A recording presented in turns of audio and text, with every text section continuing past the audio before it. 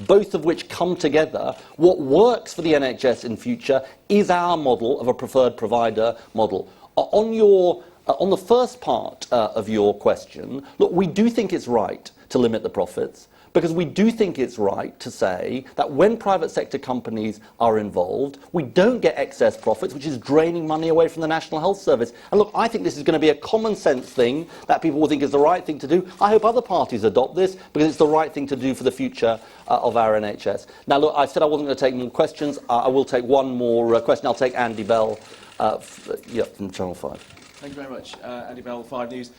Ed, aren't you in danger of really doing a bit of scaremongering here? When people hear the word privatisation, they start to worry that they're going to be made to pay for their health service. Isn't the fact that nobody under this government who didn't want to has had to pay a penny for their healthcare, and partly that's been due to private provision?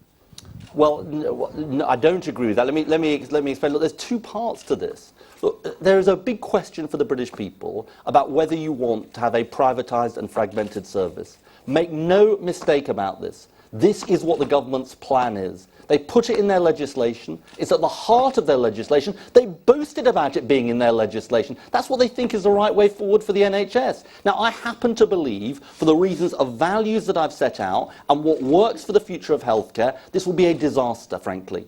And you've seen 1/3 of the contracts awarded going to the private sector. You're going to see a lot more of it in the next 5 years if they were to get back and get their hands back on the health service. I don't think that's the answer. And it's not just me saying it. Think about the people who are experts on healthcare, from patients to doctors to other groups. They're all saying this is a recipe not for an efficient health service, but a fragmented health service that is not working. Now, go to your point about people having to pay to go private.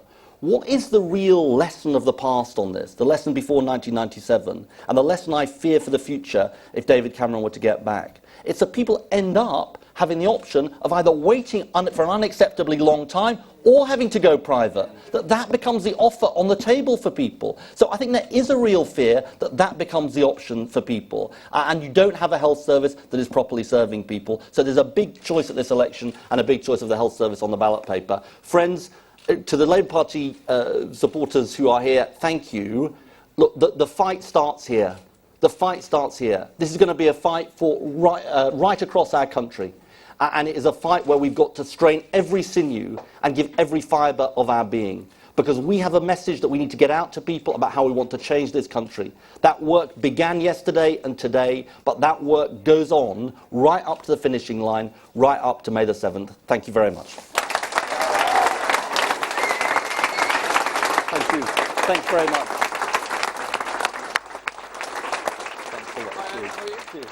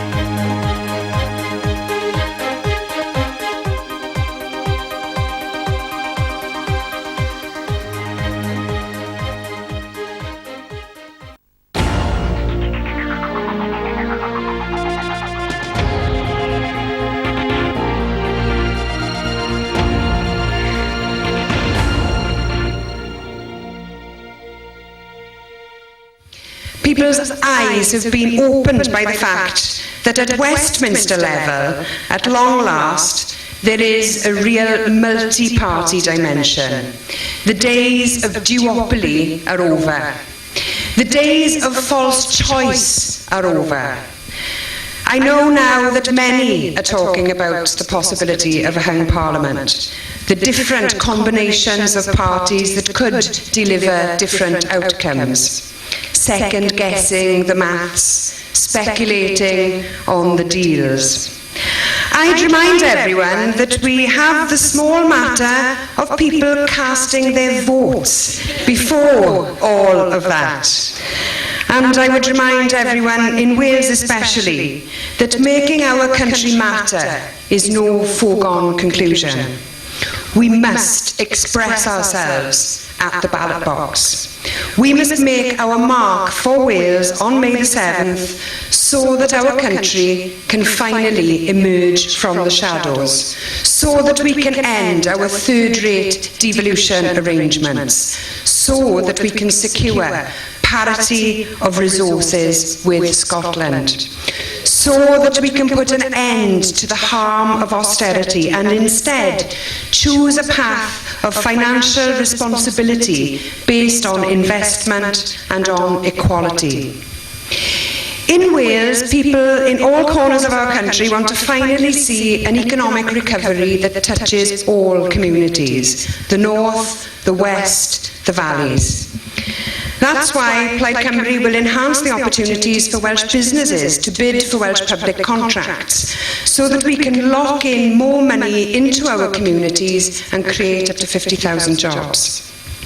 People up and down this country increasingly want this current government to end. But it's not just the personalities that we want to see the back of, it's the policies too. And that's why Plaid Cymru will not support the politics of austerity, whether it's implemented by Tories or by Labour.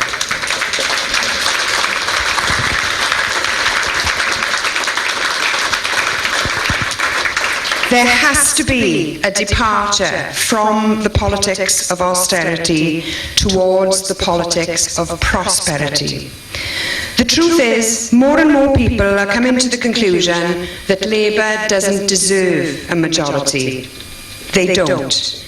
They haven't earned that right, and they haven't earned the trust of the people for their mandate. Wales can trust Plaid Cymru to put the interests of Wales first every time. It's the very purpose of our party. It's what we've always done, and it's what we'll always continue to do.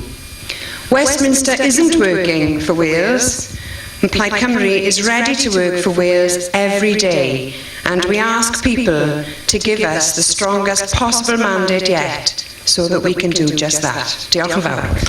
And as the next government wrestles with the future structure of the United Kingdom, we must insist that Wales is there, side by side with Scotland, at the top table of UK policy making, and not treated as a poor relation on the margins of political power and more like a region of England.